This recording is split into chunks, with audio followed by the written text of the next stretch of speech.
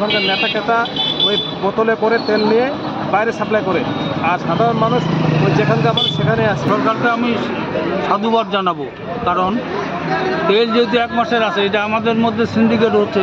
আসলে প্রশ্নটা আমারও এখানেই, যে যদি সরকার কর্তৃক তেল নির্বিচ্ছিন্নভাবে দেওয়া হয়, তাহলে এই তেলগুলো যাচ্ছে কোথায় এবং কোথায় পাওয়া যাবে, বা কোথায় পেয়ে গেলে আমরা পাবো তেল? আজকে কী কাজ করবো? আমার তো সারাদিনটা আমার তেল নিতে লাগলো, এখনও তো তেল পাইলাম না ভাই। এটা আমার খুবই কষ্ট ভাই।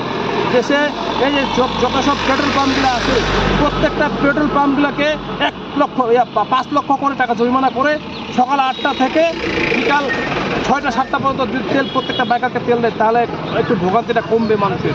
সকাল 8:30টার দিকে আসছি এখানে, এখন পর্যন্ত কোনো তেলের কোনো উদ্দেশ্য পাওয়া যাচ্ছে না।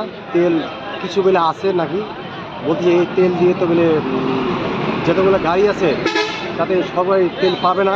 ডিপু থেকে গাড়ি আসতেছে, এখন তেলের অপেক্ষায় আছি। কালকে থেকে আমাদের অফিস খুলবে, এখন তেল না নিয়ে তো আমরা যেতে পারবো না।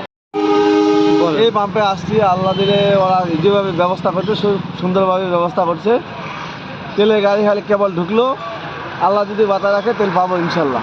সরকার তো বলছে যে আমার 1 মাসের তেল মজুদ আছে, এটা সিন্ডিকেট। সরকারকে আমি সাধুবাদ জানাবো, কারণ তেল যেহেতু 1 মাসের আছে, এটা আমাদের মধ্যে সিন্ডিকেট হচ্ছে। যে পাম্প এবং ওই যে আমাদের মধ্যে আজকেও তেল নিচ্ছি, কালকেও নিচ্ছি, পরশুও নিচ্ছি, এই ধরনের সমস্যা।